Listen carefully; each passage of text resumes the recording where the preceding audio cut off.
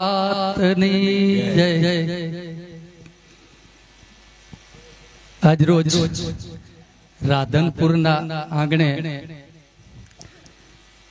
ભાગવત કથાનું આયોજન વ્યાસપીઠને મારા નમન કરી મારી વાણીની શરૂઆત કરું છું। ભગવાનની કંઈક કૃપા છે। હું મુસ્લિમ પ્રસંગ સનાતનનો અને આવડું મોટું બાપુ મને આશીર્વાદ આલે વ્યાસપીઠ ઉપરથી, આનાથી બીજું સ્વર્ગ મને કઈ દેખાતું નથી। જન્નત અને સ્વર્ગની વાતો આપણે સાંભળી છે। મુસ્લિમો જન્નત માટે ઝંખના હોય છે અને હિન્દુ સમાજને સ્વર્ગમાં જવાની ઝંખના હોય છે। પણ હું એવું કહીશ કે સ્વર્ગ અને નર આ બધું જ અહીં છે ને પ્રભુએ જે આપણને આ ખોરિયું આપ્યું છે ને એમાં બધું જ પ્રાપ્ત કરી શકીએ એવી શક્તિ આપી છે। એટલે કવિએ કીધું છે કે જસ જીયણ અપજસ મરણ અને કર દેખો સબ કોઈ, કહા લંકાપતિ લે ગયો અને કહા કર્ણ ગયો ખોઈ। રાવણ એક તોલોય હોનું લઈને ગયો હોય, હોનાની લંકા હતી એવો કોઈ દાખલો મને શાસ્ત્રો વાંચ્યા છે એટલા માટે કહું છું, એવું ક્યાંય મને જોવામાં આવ્યું નથી। અને રાજા કર્ણ હજી પણ ગામડામાં હવા પોર દી ચડે ત્યાં સુધી કર્ણનો પોર ચાલે છે। એવું ગઈઢા માતાઓ એ આ શબ્દો વાપરે છે, નવી પેઢીને કદાચ આ ખબર નથી। એમ કર્ણ રાજા હવા પોર દી ચડે ત્યાં સુધી સુવર્ણનું દાન કરતા હતા, તેમ છતાં કર્ણ રાજા જોડે કોઈની ઉઘરાણી રહી ગઈ હોય એવું મેં ક્યાંય શાસ્ત્રમાં જોયું નથી।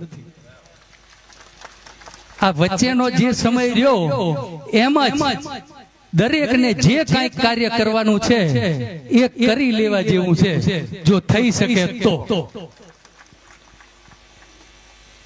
બહેનોની માતાઓની સંખ્યા વધુ છે એટલે એક પ્રસંગ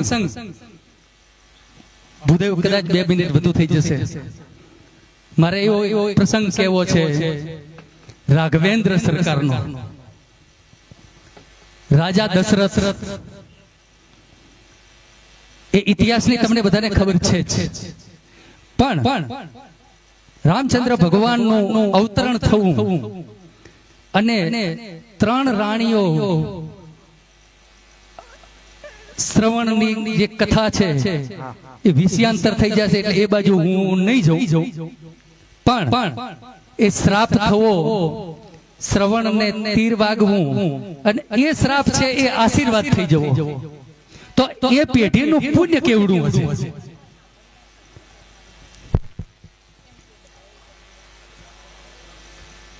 રામચંદ્રજી ભગવાન બાળા અવસ્થામાં એક દડાગેડી રમતા હતા। દશરથ રાજાને જમવાનો સમય થઈ ગયો છે।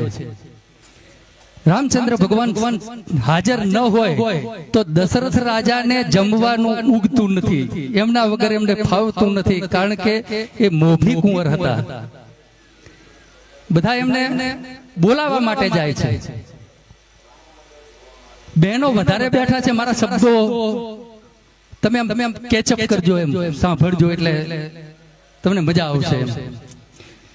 બહેનો ઉપર કેવું સહન કરવું પડ્યું છે ને આજે બહેનોને જ સહન કરવું પડે, કારણ કે અમે જો આ બાજુ ગણીએ તો 50 જણા અમે છીએ, એમ બાકીની ફરજ તમારા ઉપર આવે છે। એમ એ રાજા દશરથજીએ હુકમ કર્યો કે રામચંદ્ર ભગવાનને લઈ આવો, મારે જમવું છે, જમવાનો ટાઈમ થઈ ગયો, ભાણું પીરસાઈ ગયું છે।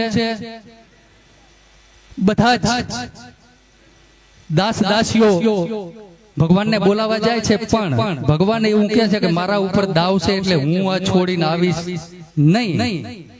અને કૌશલ્યા માતા જાય તેમ છતાં પણ ભગવાન નથી આવતા। છેલ્લે કૈકેયીજીનો વારો આવે છે, કૈકેયીજીને રામચંદ્ર ભગવાન ખૂબ જ અતિ પ્રિય હતા। કૈકેયીજીએ કીધું કે ભગવાન રામચંદ્રજી ચાલો તમારા પિતાશ્રી થારી પીરસાઈ ગઈ છે, ભાણું ઠરી જાય છે અને રામચંદ્ર ભગવાન ના પાડે છે કે હું નહીં આવું, કે નહીં આવે તું તો હું અહીંથી નહીં જાઉં. કૈકેયીજીએ ભગવાન જોડે જીદ કરી કે તમે નહીં આવો તો હું ઘરે જઈશ નહીં ત્યાં સુધી. ત્યારે રામચંદ્રજી ભગવાને કીધું કે માતાજી હું આવું, પણ મારી એક શરત છે, તમને મંજૂર છે? કે બેટા તું જે કે અને હું ન કરું, હું તારી માં છું અને તું જે કે એ મારાથી થાય. અને એ કાનમાં રામચંદ્ર ભગવાને તેથી વાત કરી હતી, એ લીલા કરવાની તેદીથી શરૂઆત કરી હતી. અને કૈકેયીજીને કીધું તું બે વરદાન જે તમારા બાકી રહે ને મારા પિતા જોડે માગી લેજો. એક ભરતને ગાદી, ત્યાં સુધી તો વાંધો નતો, પણ પ્રભુએ જયારે 14 વર્ષનો વનવાસ માંગ્યો ને ત્યારે પૃથ્વી હલી ગઈ હતી. અને કૈકેયીજીએ કીધું તું આ મારાથી સી રીતે થશે? કે આપણી રઘુકુળની રીત છે, તમે મને વચન આલ્યું કે તું કહીશ એ હું કરીશ બેટા, અને હવે તમે પાછા એવું કહો છો કે આ સી રીતે થઈ શકશે? કારણ કે રઘુકુળ રીત સદા ચલી આવી, પ્રાણ જાય પર વચન ન જાય. કે જીવ જતો રહે તો એની કોઈ ગણતરી નથી. આપણે એ કુળમાં છીએ. તમે માતાજી મને એવું કહો છો કે મારાથી નહીં થઈ શકે, એ માતાજીએ એ વાત સ્વીકારી લીધી. અને જે આજ સુધી આપણે નહીં પણ યુગો યુગો સુધી કૈકેયીજીને આ સહન કરવું પડે છે. અત્યારે હાલ નથી, ભલે શાસ્ત્રોમાં એ શબ્દથી જડાઈ